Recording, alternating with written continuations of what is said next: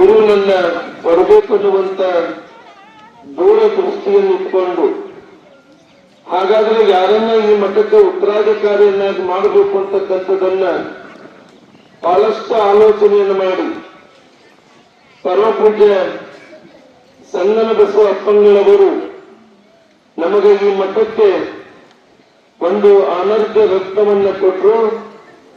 ಅವರ ಪೂಜ್ಯ ಶ್ರೀಮನ್ ನಿರಂಜನ ಪ್ರಣವ ಸ್ವರೂಪ ಸಿದ್ಧಲಿಂಗ ಮಹಾಸ್ವಾಮಿಗಳವರನ್ನ ಅವರು ಕೊಟ್ಟಂತ ಸಂದರ್ಭದಲ್ಲಿ ಅವರು ದೇಶ ಮರೆದವರಾಗಿದ್ರು, ದೇಶಿಕರಾದರು. ತದನಂತರ ಇನ್ನೆಲ್ಲರ ಶ್ರಮ, ವೇದಿಕೆ ಮೇಲಿರುವಂತಹ ಜಗದ್ಗುರು ಮಹಾಸನ್ನಿಧಿಯವರ ಕೃಪಾಶೀರ್ವಾದದಿಂದ ಅವರೆಲ್ಲ ನಿರಂಜನ ಮೂರ್ತಿಗಳಾಗಿ, ಸಮಾಜ ಸೇವಕರಾಗಿ, ಸಮಾಜ ದೀಕ್ಷೆಯನ್ನು ಪಡೆದುಕೊಂಡು ಎಂತಹ ಪವಿತ್ರವಾದಂತಹ ಕಾರ್ಯಕ್ರಮ ಇದು. ಒಂದು ಬಾರಿ 4 ಮಂದಿ ಶಿಷ್ಯರ ಜೊತೆ ಒಬ್ಬರು ಗುರುಗಳು ಹೋಗ್ತಾ ಇದ್ರು. ಆವಾಗಿನ ಸಂದರ್ಭದಲ್ಲಿ ಈಗಿನಂಗೇನು ವಾಹನದ ವ್ಯವಸ್ಥೆ ಇದ್ದಿದ್ದಿಲ್ಲ. ಮಾರ್ಗ ಮಧ್ಯದಲ್ಲಿ ಒಂದು ಕಾಡಿನ ಮಧ್ಯದಲ್ಲಿ ಹಾದು ಹೋಗಬೇಕಾದಂತಹ ಸಂದರ್ಭದಲ್ಲಿ ದಟ್ಟವಾದಂತಹ ಕಾಡು, ಶಿಷ್ಯರಿಗೆಲ್ಲ ಹೆದರಿಕೆ ಪ್ರಾರಂಭ ಆಯಿತು. ಇಂತಹ ದಟ್ಟವಾದಂತಹ ಕಾಡೈತಿ, ಯಾವುದಾದ್ರು ಕಾಡು ಪ್ರಾಣಿ ಬಂದು ತಿಂತಂದ್ರೆ ಹೆಂಗಪ್ಪ ಮರೆಯ, ಇದು ಮೊದಲೇ ಸಾಯಂಕಾಲ ಆಗೈತಿ, ಈ ಕಾಡ ದಾಟಿ ಮುಂದೆ ಹೋಗ್ಬೇಕಾಗೈತಿ. ನಾವು ಆ ಕಡೆ ಈ ಕಡೆ ಗಾಬರಿ ನೋಡ್ಕೊಂಡು ಶಿಷ್ಯನ್ ಹೋಗ್ಬೇಕಾದ್ರ ಹೋಗೋದ್ರೊಳಗ ಕಾಡಿನ ನಟ್ಟ ನಡುವೆ ಬಂದಾಗ ಒಂದು ಮಸ್ತ್ ಒಂದು ದೊಡ್ಡದು ಗಿಡ ಕಾಣುತ್ತಂತ. ಆ ಗಿಡ ನೋಡಿ ಗುರುಗಳಂದ್ರು, ಗಿಡ ಬಹಳ ಚೆನ್ನಾಗೈತಪ್ಪ, ಇದು ವಾತಾವರಣ ಬಹಳ ಚೆನ್ನಾಗೈತಿ, ನನಗೊಂದು 10-15 ನಿಮಿಷ 1 ತಾಸ ಧ್ಯಾನ ಕುಂದಿರ್ಬೇಕಂತ ಅನ್ಸಾಕುಂತೈತಿ ಅಂದ್ರ ಅವರು.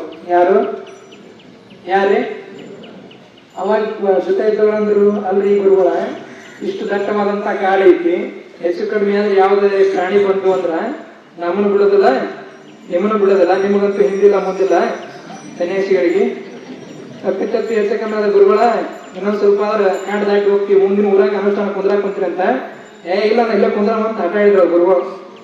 ಕೇಳೋದಿಲ್ಲ ಗುರುಗಳು ಅಂತ ತಿಳ್ಕೊಂಡು ಕುತ್ಕೊಂಡ್ರು. ಅವಾಗ ಒಂದೇನೋ ಹುಲಿ ಕರ್ತೀನಿ ಸೌಂಡ್ ಕೇಳಾಕುಂತು. ಇವರಿಗೆ ಆಗ್ಲೇ ಶುರುವಾಯ್ತು. ಇವರಿಗೆ ಯಾರಿಗೆ ಹೆಂಗಿದ್ರಲ್ಲ ಶಿಷ್ಯರಿಗೆ, ಯಪ್ಪ ಈಗ ಆಮೇಲೆ ಹೆಚ್ಚು ಬಂದಿವಿ, ಸನ್ಯಾಸಿ ಬರವಾದ ಬಂದ್ಬಿಟ್ಟಿವಿ ಅಂತ ಅವ್ರಂದ್ರು. ಅವ್ರು ಏನ್ ಮಾಡಿಲ್ಲ, ಗುರುಗಳು ಧ್ಯಾನ ಕುತ್ಕೊಂಡ್ರು. ಆ ಕಡೆ ನೋಡಿ ಬರೋ ದೊಡ್ಡ ಗಿಡ ಹತ್ಕೊಂಡು ಕುತ್ಕೊಂಡ್ಬಿಟ್ರು ಅವರು. ಒಂದು 10-15 ನಿಮಿಷ ಆಗಿತ್ತು, ಹುಲಿ ಬಂತು ಸುಮ್ಮನೆ ಆ ಕಡೆ ನೋಡ್ತು, ಆ ಗಿಡ ಸುತ್ತಾಕಿ ಸುಮ್ಮನೆ ಹೋಗ್ಬಿಡ್ತಂತ. ಏನೂ ಮಾಡ್ಲಿಲ್ಲ ಅದು.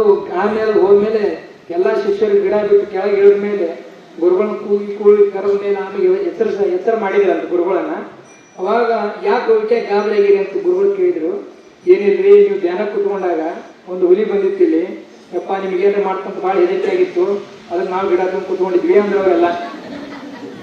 ಅವಾಗ ಏನೂ ಮಾಡಿಲ್ಲ, ಪುಣ್ಯಕ್ಕೆ ಒಳ್ಳೆದೈತೆ ಮುಂದೆ ಹೊಂಟಿದ್ರು. ಏನು ಕಾಡು ದಾಟಿ ಹೊರಗೆ ಹೋಗ್ಬೇಕಾದ್ರೆ ಒಂದು ಇರುವಿ ಕಡಿಕಂತ. ಯಾರಿಗೆ? ಗುರುಗಳಿಗೆ. ಕಟ್ಟೆ ಚೀರಿಬಿಟ್ರಂತ ಗುರುಗಳು. ಪಕ್ಕದಕ್ಕಿದ್ದರು ಸುಮ್ಮನೆ ಇರ್ಬೇಕಿಲ್ಲ, ಕೇಳೇ ಬಿಟ್ರಂತ. ಅಲ್ರಿ, ಅಲ್ಲಿ ದೇವ್ರಂತ ಹುಲಿ ಬಂದೈತ್ರಿ, ನಮ್ಮನ್ನ ತಿಂದು ಹರದಾಗ್ತೈತಿ ಅಂತ ಹುಲಿ ಬಂದ್ರೆ ಸುಮ್ಮನೆ ದೇವ್ರು ಕುತ್ಕೊಂಡು ನೋಡಿದ್ರಿ.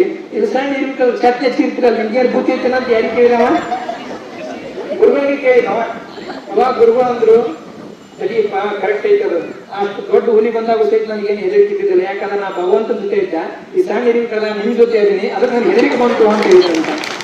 ಅದು ಹೇಳುವಂತ ಉದ್ದೇಶ ಇಷ್ಟೇ, ಯಾರು ಭಗವಂತನ ಜೊತೆ ಇರ್ತಾರ, ಯಾರು ಮಹಾತ್ಮರ ಜೊತೆ ಇರ್ತಾರ, ಯಾರು ದೊಡ್ಡವ್ರ ಜೊತೆ ಇರ್ತಾರ, ಅವ್ರಿಗೆ ಯಾವುದೇ ಹೆದರಿಕೆ ಇರೋದಿಲ್ಲ.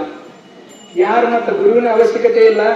ಈಗ ಒಂದು ಸಣ್ಣ ಮಗು ತಾಯಿ ಏನ್ ಮಾಡ್ತಾಳ್ರಿ, ಒಂದು ಬೆಚ್ಕೊಂಡು ಬದುಕ್ತೀವಿ, ಅಲ್ಲಿವರೆಗೆ ಗುರುವನ್ನು ನಮ್ಮ ಕಾಯ್ತಾನ. ಯಾವತ್ತು ಗುರುವಿನ ಅವಶ್ಯಕತೆ ನನಗಿಲ್ಲ ಅಂತ ತಿಳ್ಕೊಂಡು ಗುರುವನ್ನ ವಿರೋಧ ಮಾಡಿ ಹೋಗ್ತೀವಿ, ಅಲ್ಲಿ ನಮಗೆ ಅನೇಕ ಕಷ್ಟ ನಷ್ಟಗಳು, ಅನೇಕ ನೋವುಗಳು ಬರ್ತಾವನ್ನುವಂತಹ ಒಂದು ಸತ್ಯ ಸಂಕಲ್ಪವನ್ನು ನಾವೆಲ್ಲ ತಿಳ್ಕೊಬೇಕನ್ನುವಂತ ಮಾತನ್ನ ಈ ಸಂದರ್ಭದಲ್ಲಿ ಹೇಳಕ್ ಇಷ್ಟಪಡ್ತಾ